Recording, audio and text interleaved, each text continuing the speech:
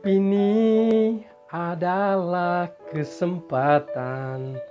Hidup ini untuk melayani Tuhan. Jangan sia-siakan waktu yang Tuhan beri. Hidup ini harus jadi berkat. Salam saudaraku sekalian. Lagu ini mengajak kita untuk memaknai hidup kita sebagai orang percaya. Dan bagaimana seharusnya kita menjalaninya? Bukan seberapa lama kita hidup, tetapi bagaimana kita menggunakan waktu kita.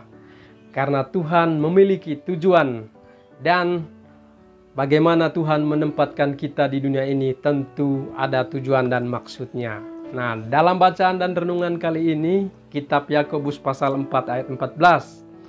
Sedang kamu tidak tahu apa yang terjadi besok. Apakah arti hidupmu? Hidupmu itu sama seperti uap yang sebentar ada, kelihatannya lalu lenyap. Sahabat yang terkasih, mungkin jika kita masih sempat bertanya kepada para pasien yang ada di ruang rawat ICU, apakah yang mereka inginkan?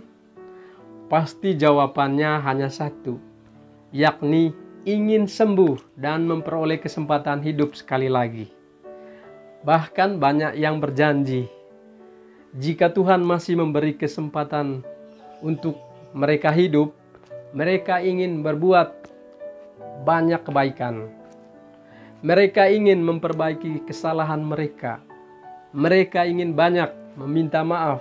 Mereka ingin bertobat dan sungguh-sungguh ingin kembali ke jalan Tuhan. Mereka ingin hidup untuk Tuhan. Mereka ingin melayani Tuhan. Sayangnya saudara, banyak dari mereka yang dirawat di ruang ICU tidak memperoleh kesempatan kedua itu karena maut sudah menjemput mereka. Sahabatku, fakta bahwa segala yang hidup pasti berhadapan dengan kematian seharusnya mampu menyadarkan kita semua dari kesia-siaan hidup.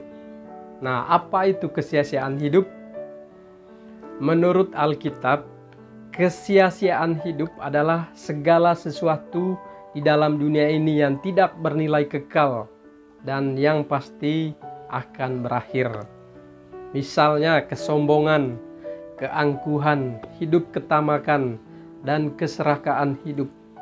Hawa nafsu, kepuasan daging, dendam, kebencian, dengki dan iri hati, kemarahan dan kepahitan, mementingkan diri sendiri atau perselisihan, hati yang terikat pada harta dan uang.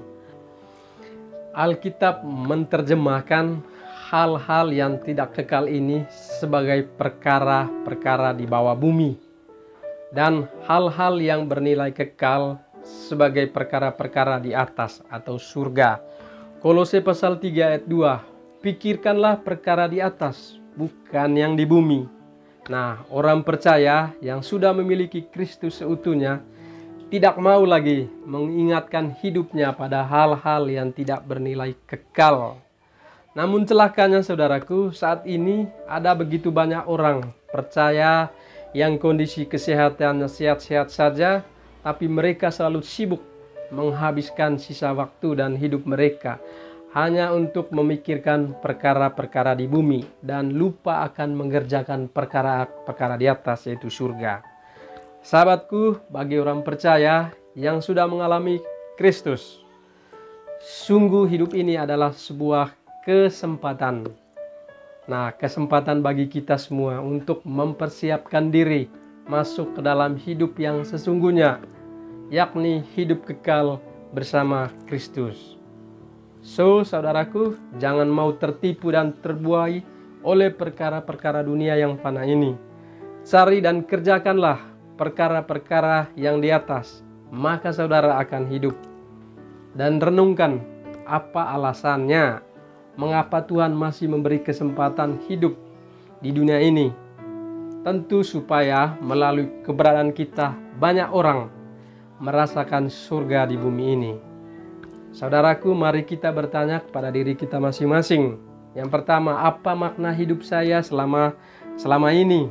Yang kedua, coba renungkanlah mengapa Tuhan memberikan saya kesempatan hidup di dunia ini.